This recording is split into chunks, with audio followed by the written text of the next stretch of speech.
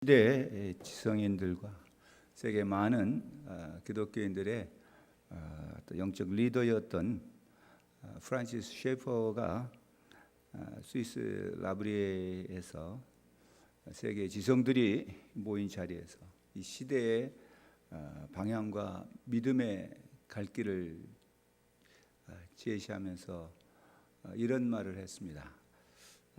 현대 사회의 가장 큰 비극은 이 사람들이 절대 가치를 버린 것이다.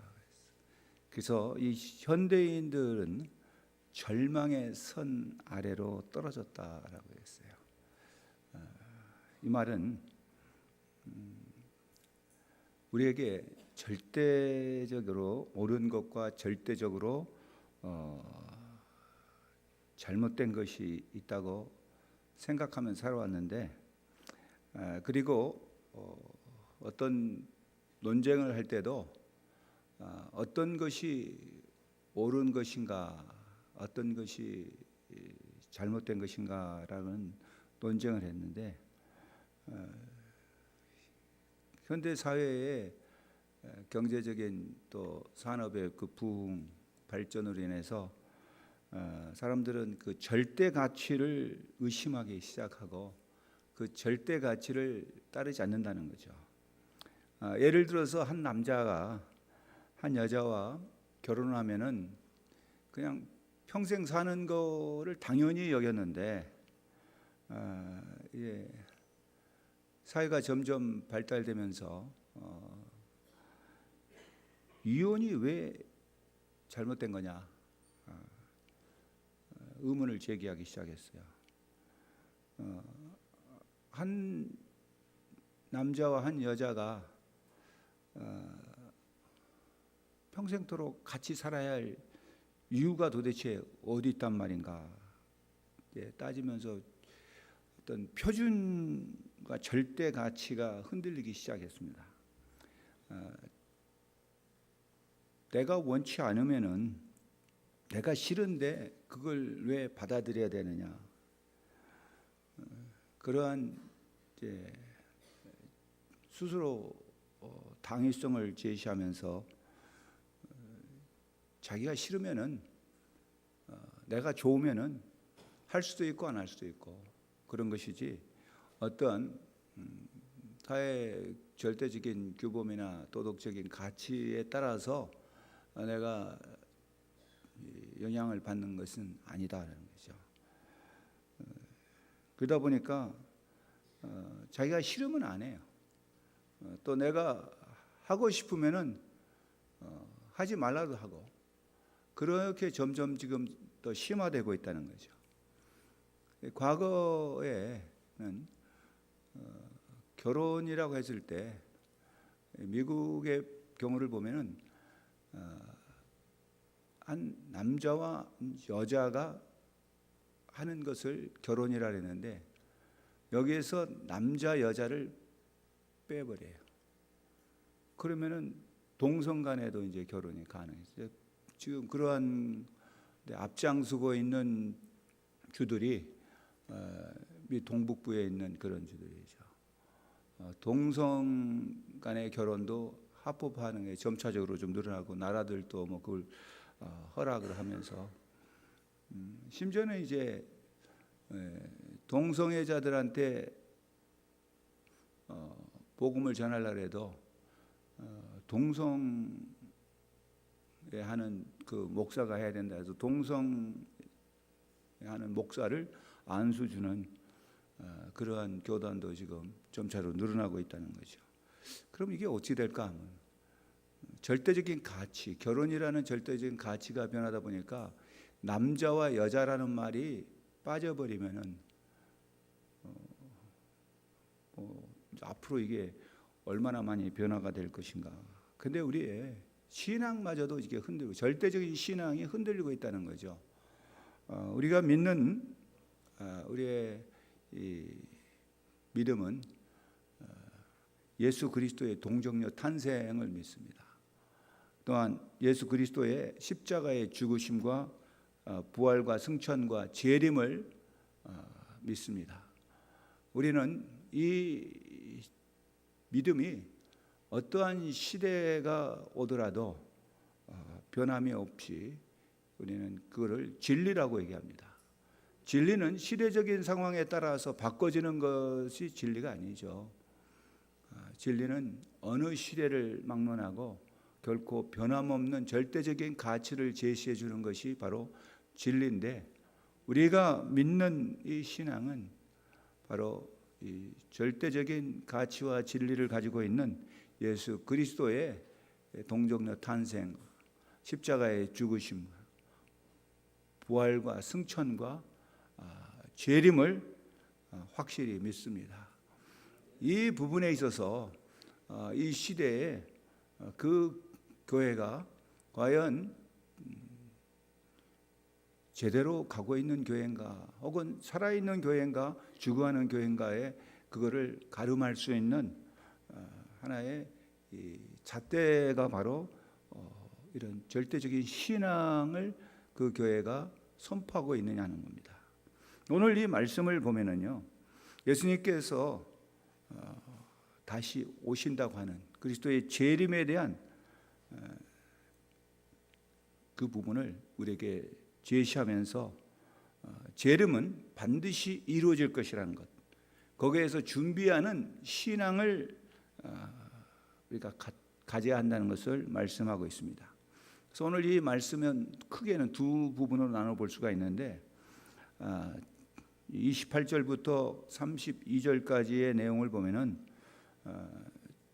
무화과 나무의 비유를 통해서 예수 그리스도의 재림이 반드시 이루어진다는 것과, 그러나 그 날짜는 하나님만 아신다는 거죠. 그럴 때 33절부터 37절까지의 내용은 예수 그리스도의 재림을 기다리는 성도들은 무엇을 해야 되느냐 하는 것에 대해서 말씀을 하고 있습니다. 첫 번째로 이제 생각해 볼 것은 이제 재림을 기다리는 우리 성도가 되라는 말씀입니다. 그 예로서 무화과 나무의 비유를 들었는데, 이 무화과 나무라고 하는 것은 유대의 그 기후에 잘 적응이 되어 있는 그런 나무이기도 해요. 근데 무화과 나무에 싹이 나면은 그때부터 바로 종말 혹은 예수님의 재림의 징조가 이제 나타난 것이라고 말씀하고 있는 거예요. 요즘 우리나라도 봄이 굉장히 짧아졌잖아요. 엊그저께 봄인가 했더니 벌써 이렇게 그냥 갑자기 무더위가 시작이 돼 버리고, 그런 것처럼 유대도 봄이 짧아요. 때문에 이 무화과 나무는 겨울에 이 새싹이 돋아오르는데, 그 무화과 나무가 항상 푸르는 이제 그러한 잎사귀가 항상 있는 그런 나무. 그러면 겨울이 와도 새싹이 나는데, 그럼 새싹이 나는 걸 보면 봄이 지금 오고 있구나, 봄이 왔구나.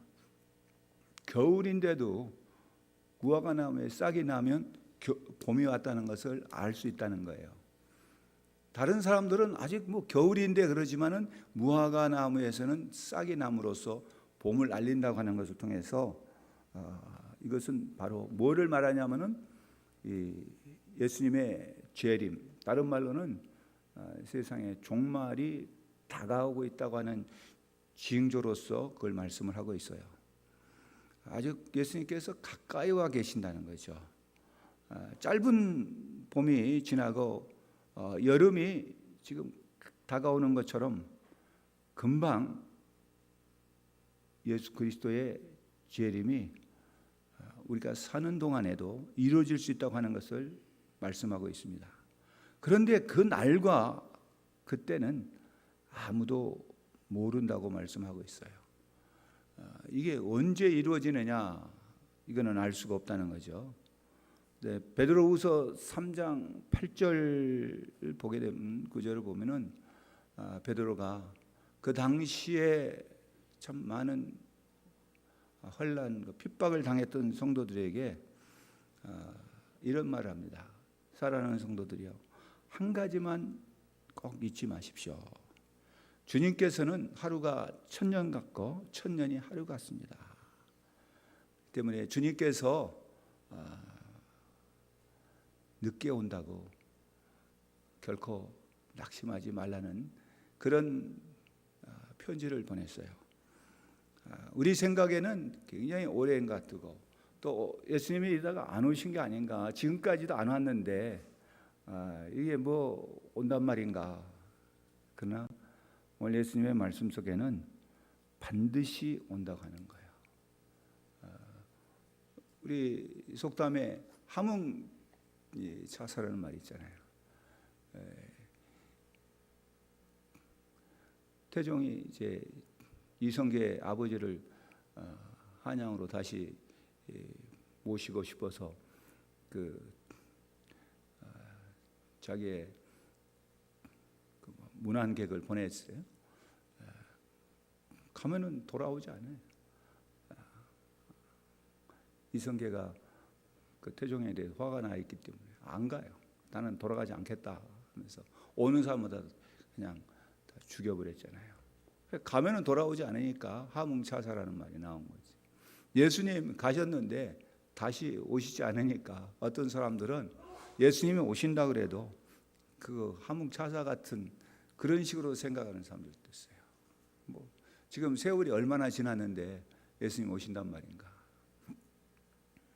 네, 오늘 이 예수님의 말씀 속에서 그건 역사적으로 반드시 이루어졌던 것이, 종말론적인 것은 주 70년에 로마 제국이 예루살렘에 입성해서 그야말로 그 앞서서 말씀했던 예루살렘 성전 돌 하나까지도 다 파헤쳐지는 그런 종말을 맞이했고요.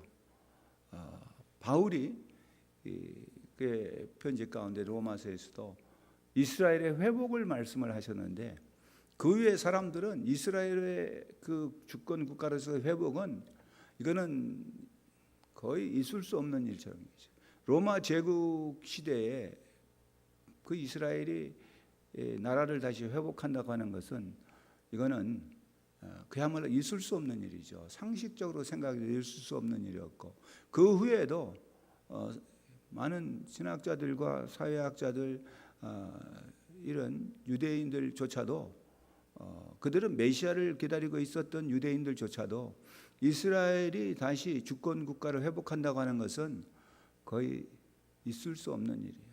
그거는 뭐 꿈 같은 얘기에 불과했지만은 역사적으로 이것은 반드시 이루어졌잖아요. 이스라엘 오늘날 그 주권 국가로서 회복이 됐어요. 예수님의 말씀은요, 역사적으로 다 이루어졌어요. 그 말씀하셨던 것이 반드시 이루어집니다. 근데 그게 어느 때에 이루어지는지는 우리의 시간표에 의해서 이루어진 것이 아니고 내 시간표에 따라서 내 상식의 기초에서 이루어지지 않는다는 거죠. 오늘날의 그 많은 사람들은 이 신앙을 자기의 이 상식과 자기의 지식과 자기의 경험에 비춰서 받아들이고 안 받아들이고요. 절대적인 가치가 무너져 버렸기 때문에 그런 사람들은 나중에 어떤 일을 당하냐면은 그것 때문에 자신이 붕괴되고 있다고 하는 사실조차도 지금 모르고 있던 거죠. 자신의 절대적인 가치가 무너지고 있다고 하는 것은, 기준이 무너진다는 것은 자기가 생각하는 것이 어떤 절대적인 기준이라고 생각한다면은 그거는 자기 스스로를 지금 무너뜨리고 있다는 사실인 그것조차도 모른다는 사실입니다. 예수님께서 말씀하셨을 때에 아무도 그런 것에 대해서 귀담아 듣지 않았을 수도 있어요. 그리고 그 후에도 예수님 말씀하신 거 이루어지지 않았지 않느냐, 예수님께서 말씀하신 그 종말이라는 것은 오지 않지 않느냐. 그래 역사적으로 그들은 수없는 종말을 맞이했었잖아요. 얼마나 많은 종말을 맞이했고, 또한 그 무화과 나무에서 싹이 난다는 것은 이스라엘 회복을 말해주고 있었어요. 이스라엘의 회복, 그 무화과 나무 겨울에 싹이 날 수 없는 같은 상태에서 싹이 난다고 하는 것은, 그것은 회복을 말해주는데 예수님께서 무화과 나무의 비유를 배우라는 것은 그걸 통해서 예수님이 지금 얼마나 가까이 와 계신가를 말씀하고 있는 거예요. 그렇게도 오랫동안 있을 수 없는 일로 생각했던 이스라엘의 회복이 지금 이루어지고 있잖아요. 이루어졌잖아요, 이미. 그러한 것을 통해서 그것은 우리에게 뭘 보여주냐? 바로 그만큼 예수님께서 가까이 와 계신다는 거죠. 여러분 그걸 확실히 믿으시기를 바랍니다. 이단의 특징이라고 할 때 이단의 특징은 뭐냐면 거기가 보면은 이 종말론하고 연관돼 있어요. 어쩌면 이제 시한부 종말론적이죠. 예수님께서 오신다. 아니면 내가 그 재림하는 예수 그리스도라. 그렇게도 얘기한 사람이 있어요. 인민사원 지난주에 그 보았던 영상물 가운데 가야나에 가가지고서 900명의 일시에 독국물 먹고 자살했던 그 일의 배우로 짐 존스라고 그 사람이 바로 자기가 그리스도라고 1990년대엔 또 텍사스 와커라는 지역에서 데이빗이라고 하는 자기가 그리스도라고 해서 수많은 사람들이 그곳에서 자살해 죽거나 그런 일이 자기가 그리스도다. 오늘날에 그런 사람들이 이 땅에도 얼마든지 있잖아요. 신천지의 이만희 자기가 보혜사 성령입니다. 통일교회 문선명이 자기가 그리스도다. 자기가 동방의 예수다. 죽었잖아요. 예수는 십자가에서 죽음으로 실패했는데 자기가 그야말로 이름 쫙 그대로 가지고 문, 선, 명은 밝은 빛이라 이거야. 달과 해와 그 빛, 자기가 동방의 빛이다. 막 그렇게 말도 안 되는 설명을 해가지고 사람들이 거기에 온 재산을 바치고 또 뭐 그냥 그 들어가죠. 신천지도 마찬가지요. 그 14만 4천이라는 숫자를 가지고 그거를 가지고 사람들 미혹하죠. 여호와의 증인도 14만 4천에 들어가야지 구원받는다. 14만 4천에 들어가지 못하면 다 멸절된다고. 여호와의 증인. 여호와의 증인은요 지옥이 없어요. 그 사람들은 믿자의 본전. 예수 믿으면 14만 4천에 들어가면 천국 가지만 14만 4천에 못 들어가도 그냥 이 땅에서 없어져 버린다. 그 예수님 언제 그 시한부 종말론이었어요. 여호와의 증인이. 근데 지금 그 몇 번 미뤘어요. 언제 온다에다가 안 하고 또 언제 온다가 안 하고. 근데 지금 뭐냐? 지금 공중에 와 계신다. 그렇게도 얘기를 해요.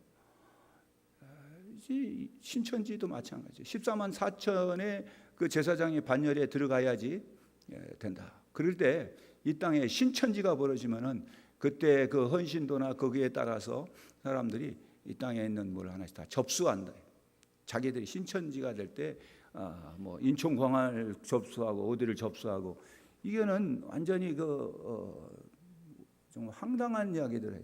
성경에서 말하는 구원과 복의 개념이 어떤 것을 소유하고 어떤 그러한 것을 가지는 것을 말하지 않는데 그렇게 하는 사람들에게 빠져들어가요. 지금도 그런 사람들이 있습니다. 성경 공부하자고 할 때 여러분 한 가지를 기억하셔야 될 것은 교회에서 인정하지 않는 성경 공부에 가지면 안 돼요. 절대. 그런데 보면 자기도 모르는 사이에 거기에 빠져들어가게 돼요. 가정도 팽개치고 학교도 뭐도 다 팽개치고 거기에 들어가요. 왜 그냥 14만 4천에 들어가지 못하면은 자기는 구원받지 못한다고 하니까. 거기에 누구든지 막 자기 부모 형제를 들어가려고 발버둥을 치는 거 아니에요. 그게 다 어떤 의미에서 이단의 특징이 이 종말하고 연관되어 있어요. 근데 예수님께서 말씀하신 종말은 그러한 종말이 아닌 거죠. 재림은 가신 것은 예수님이 오신다고 하는 것은 우리에게서는 정말로 기쁜 소식이에요. 예수님이 오신다는 것은 복된 소식이고 그야말로 그것은 우리가 기다려야 할 그러한 소식입니다. 어떤 사람들은 이것은 하나의 사회 병리적인 현상으로도 설명하는 사람도 있고요. 이거는 그냥 사람들이 지어낸 이야기처럼 그렇게 말할 수도 있어요. 그런데 한 가지 분명한 것은 우리는 다른 사람의 말이 아니라 예수님께서 하셨던 말씀이기 때문에 우리는 그 말씀을 믿습니다. 그것은 오늘 이 말씀 속에서도 예수님께서 뭐라고 하셨어요? 30절을 보시면은 뭐라고 하신가? 우리 한 30절 같이 읽어볼까요? 뭐라고 합니까? 진실로 너에게 이르노니 이 세대가 지나가기 전에 이 일이 다 일어나리라 했어요. 그럼 31절에 천지는 없어지겠으나 내 말은 없어지지 아니하리라. 여러분, 천지가 없어지는 것을 볼 수가 있겠어요? 여기서 말하는 천지가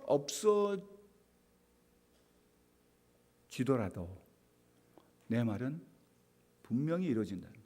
예수님의 말씀은 틀림없이 이루어진다는 사실을 우리에게 말씀하고 있는 거예요. 여러분, 예수님의 말씀은 반드시 이루어질 줄로 확신합니다. 그 말씀을 하셨기 때문에 예수님은 반드시 오셔요. 우리는 어디를 간다고 했을 때 나에게 형편이 있으면 못 갈 수도 있어요. 또 내가 가려고 하는데 그곳의 형편에 따라서 내가 가는 그것이 취소될 수도 있어요. 간다고 했다가 못 갈 수도 있고요. 비행기표까지 다 샀다가 취소되는 경우도 있어요.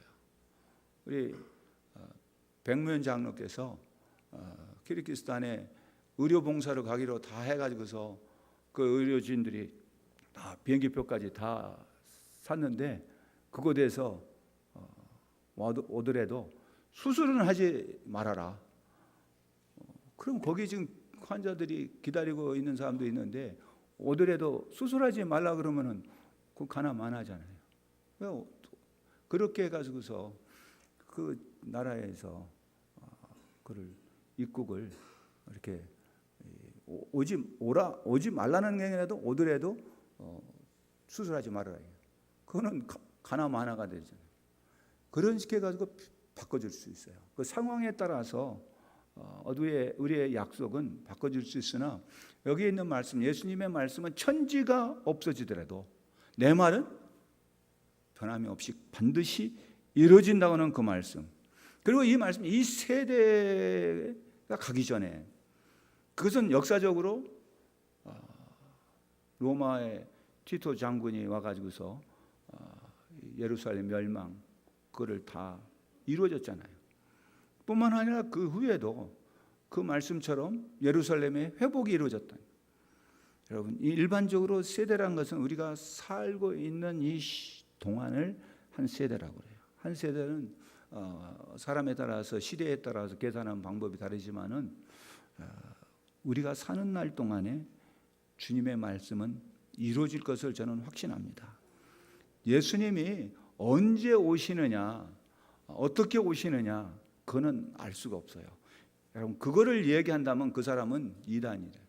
그걸 예수님이 언제 온다, 언제 그렇게 한다는 그거는 바로 사탄의 앞잡이라고도 말할 수 있습니다.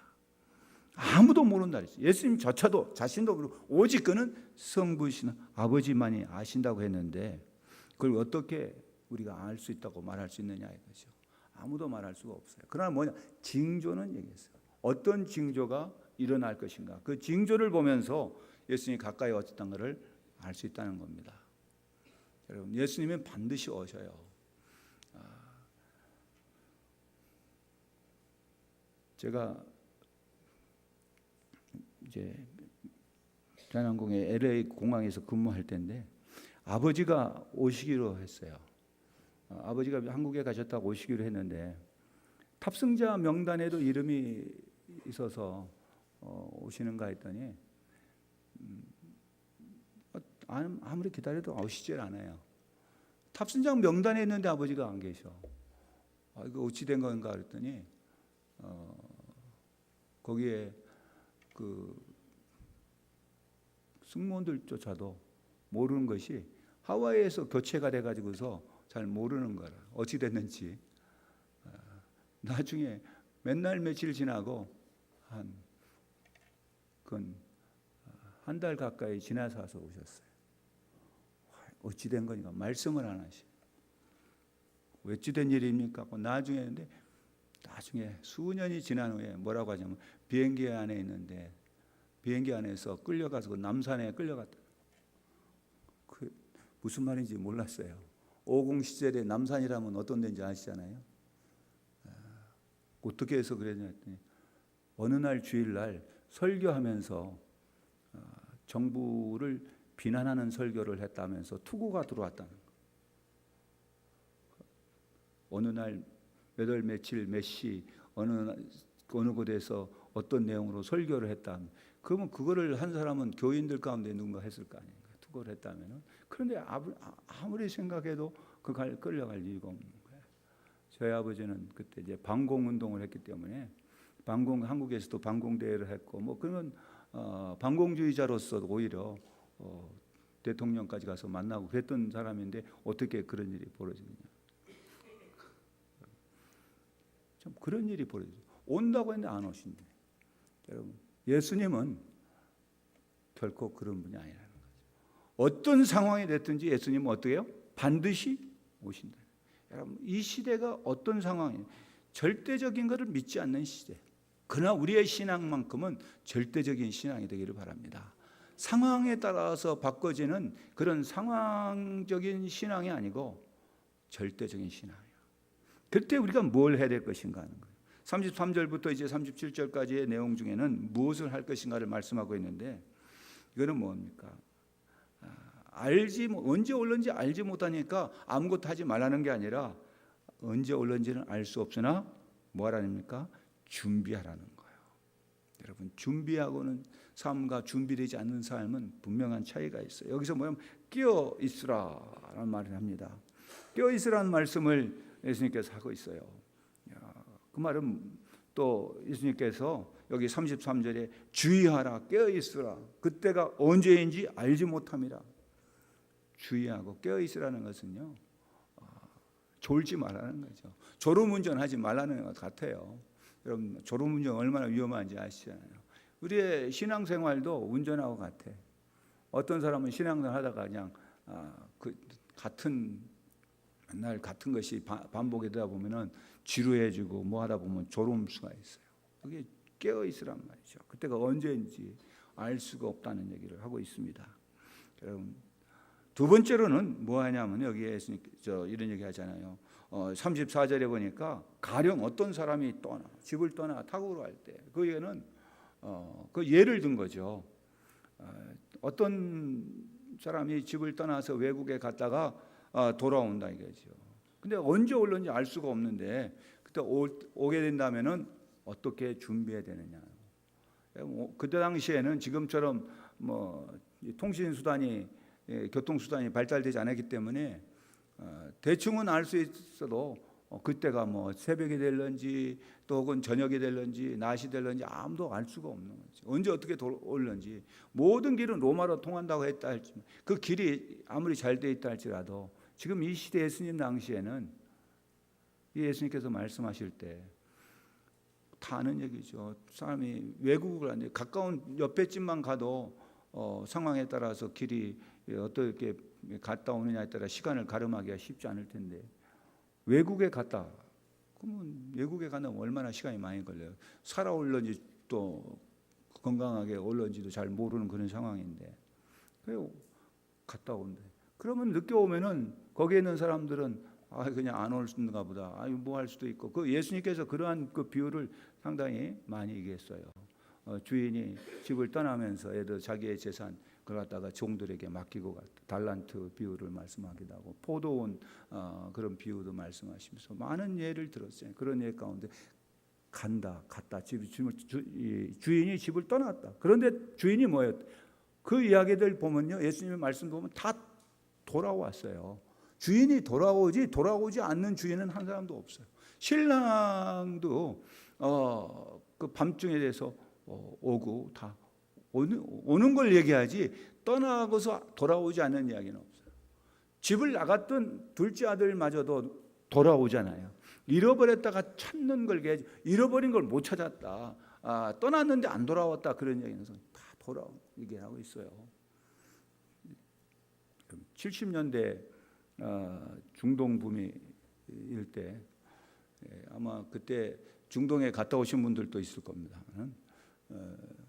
어느 가장이 친구들 둘이서 우리 이제 중동에 가서 돈 벌어 가자. 그래서 친구들 둘이 이제 중동을 갔어요. 열심히 거기서 일했어요. 정말 열사의 땅에서 가족을 위해서 열심히 일해서 꼬박꼬박 이제 돈을 보내죠. 돈을 보내면 이제 부인들은 그걸 갖다가 모아가지고서 저축을 하고 이제 통장에 이게 조금씩 늘어나는 그 재미로 그걸 하는데 어느 날 어떤 친구가 찾아서 야 우리 좀 저기 하니까 좀 심심하니까 어디 저 운동하러 가자. 그래서 운동하러 가는데 어디 가는가 했더니 댄스 교습소에 이제 운동 삼아서 거기를 나가기 시작을 했던 거예요. 가장 재미있어요. 운동 삼아서 가니까. 그래서 이제 한 친구는 한번 갔다 오던 얘기가 아니다 생각했는데 한 친구는 재미있으니까 열심히 다녔어요. 그러다가 어떻게 됐을까요? 자기의 있는 재산도 다 날라가고 결국은 통장에 있는 거 다 없어지고 빚이 지기 시작한 거예요. 그런데 어느 날 편지가 왔어요.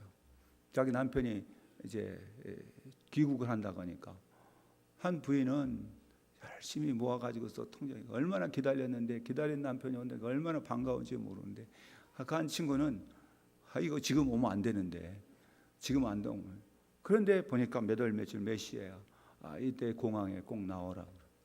한 친구는 그냥 자기가 가지고 있는 옷 중에 제일로 예쁜 옷을 입고 탁 하고서는 공항에 났는데 한 친구는 나타나지 않았어요. 그 부인은 남편 온다는 소식을 듣고 그냥 가서 자살하고 말았답니다. 이게 그때 당시에 있었던 하나의 보도에 나타나는 기사예요. 이것은 뭘 말해주고 있습니까? 이것은 주님이 오실 때도 마찬가지죠. 어떤 사람은 주님이 다시 오신다 그러면은 뭐 그거 하몽처사 아니야? 하몽처사 같은 얘기하고 있어. 오긴 뭐라 2000년 지났는데도 오지 않는다. 뭐 그럴 수 있어요. 그런데 성경은 반드시 우리에게 기억하라는 말씀 중에 뭐냐? 하루가 1000년 같고 1000년이 하루 같다는 말씀이었어. 우리의 시간표대로 우리의 시간의 개념대로 예수님이 오신 게 아니라 하나님의 시간에 따라서 오시는데요. 그게 언제 오실는지 몰라요. 성경은 분명히 말씀하고 있습니다. 예수님은 다시 오신다고요.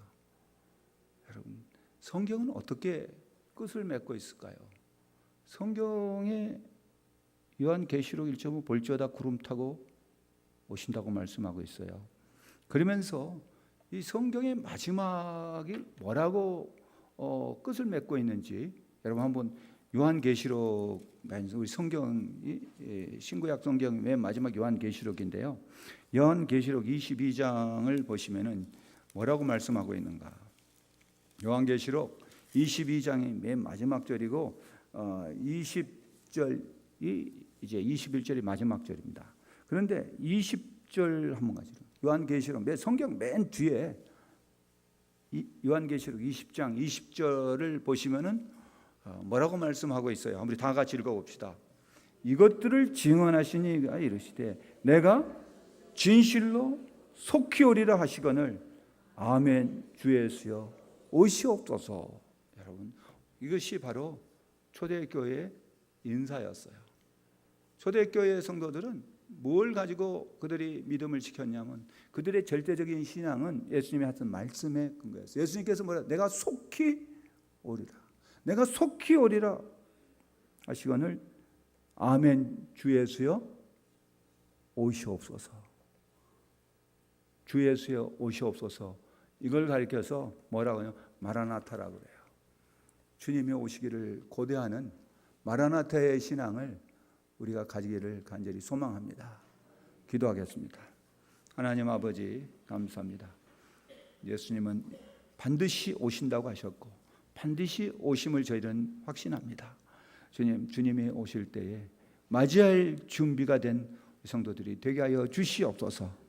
자다가 깨어있는 슬기로운 다섯 처녀들처럼 기름을 준비하고 예비하는 우리 성도들의 모습이 되게 하여 주시고 주님이 내 시간에 따라서 오시는 게 아니라 주님의 시간에 따라서 오신다고 하는 사실, 그것은 주님의 분명한 약속이고 주님의 변함없는 약속인 것을 저희는 확신합니다. 주 예수여 오시옵소서. 우리의 고백이 되게 하여 주시옵소서. 날마다 우리의 신앙 고백이 되게 하여 주시옵소서. 예수님의 이름으로 기도합니다. 아멘.